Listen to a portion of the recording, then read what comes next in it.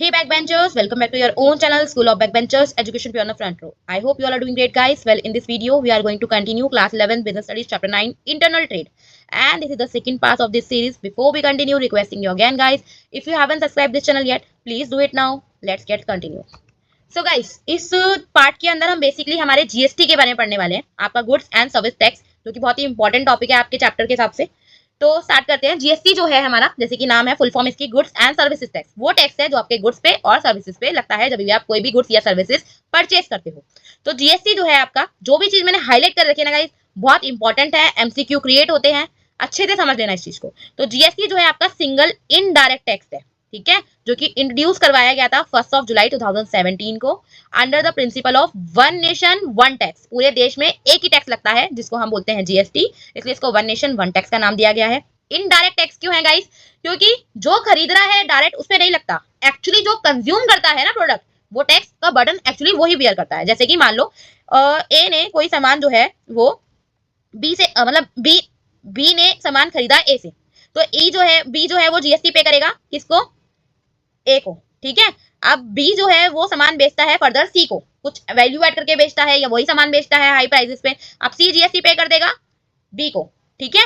ए तो गवर्नमेंट को देगा, ठीक है। अभी गवर्नमेंट, ए ने तो किसी को जीएसटी पे नहीं करती, पर उसके पास जीएसटी आई है, तो ए जीएसटी पे करेगा।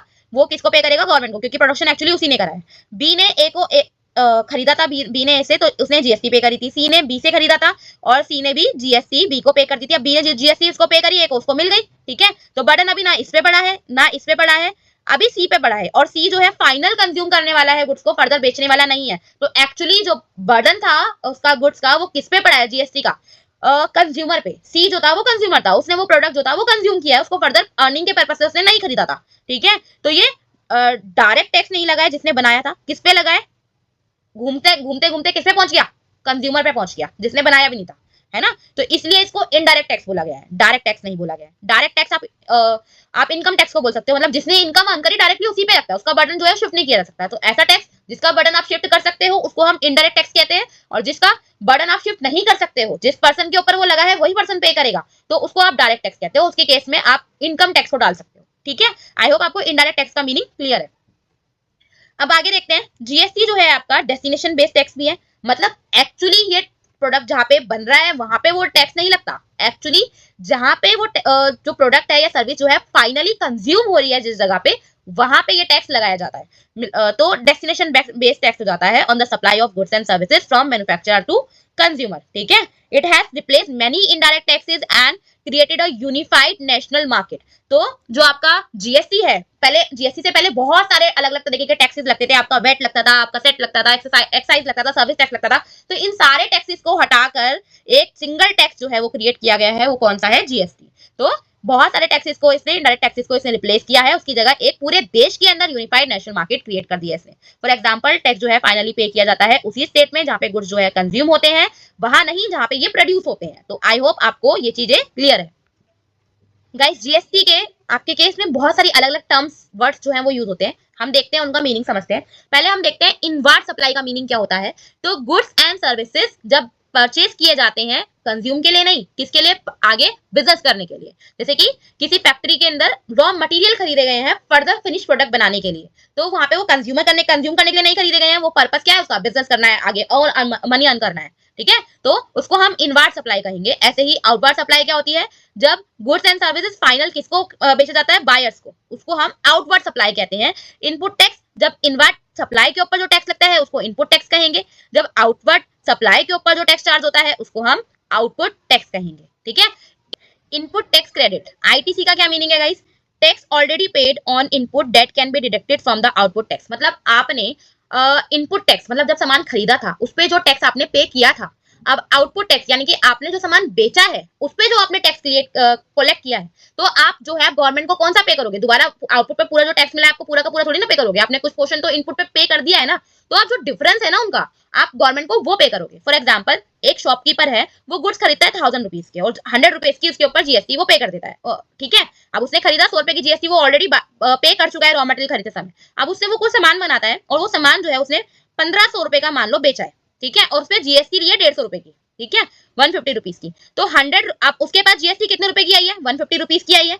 एक्चुअली वो जब उसने रॉ मटेरियल खरीदा था 100 रुपए की जीएसटी वो ऑलरेडी पे कर चुका था, है ना। तो अब उसको उसके पास एक्स्ट्रा जीएसटी कितने रुपए की आई है, एक्चुअली 50 रुपीज की आई है ना। तो इस टाइम पे वो गवर्नमेंट को कितने रुपए पे करेगा, सिर्फ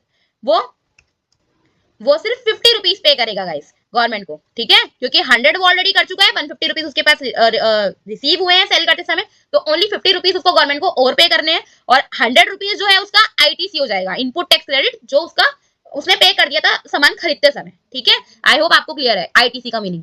इंट्रा स्टेट सप्लाई, ये इसको हम बोल सकते हैं आपका, जिसमें दोनों आपके यूज होते हैं, सीजीएसटी और एसजीएसटी। कब होते हैं? इंट्रा स्टेट का मीनिंग क्या है गाइस? जब within the same state या within the same UT आपका सेल और परचेज होता है गुड्स का, तो उस पे आप क्या लगाते हो? सीजीएसटी और एसजीएसटी दोनों लगाते हो। फॉर एग्जांपल, एक सेलर जो है वो दिल्ली के अंदर सामान खरीदता है और दिल्ली में ही वो सामान को बेच देता है, तो वो सीजीएसटी और एसजीएसटी दोनों रिसीव करेगा जब सामान खरीदेगा बेचेगा, ठीक है। तो फॉर एग्जांपल सीजीएसटी उसको 50 रुपीज मिलेगी, एसजीएसटी उसको 50 रुपीज मिलेगी, और टोटल जो है उसको सामान बेचने पे 100 रुपीज मिलेंगे फॉर जीएसटी, ठीक है, जो उसको गवर्नमेंट को पे करना पड़ेगा।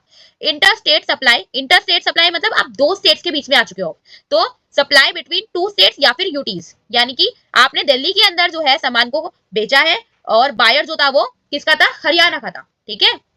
तो दिल्ली वाले ने सामान बेचा है हरियाणा वाले को, दो स्टेट इन्वॉल्व हो गए इसके अंदर, मतलब एक यूटी और एक स्टेट इन्वॉल्व हो गए, तो ऐसे में सीजीएसटी और एसजीएसटी रिसीव नहीं की जाएगी, ऐसे में आईजीएसटी लगाई जाएगी गाइस, ठीक है। ये गलत आ गया गाइस, आईजीएसटी क्रिएट होती है इस पे, इंटीग्रेटेड जीएसटी जिसको हम बोलते हैं। तो जीएसटी जो है वो आईजीएसटी ओनली चार्ज होगी फॉर 100 रुपीज हो जाएगी पूरी दोनों मिला के, ठीक है।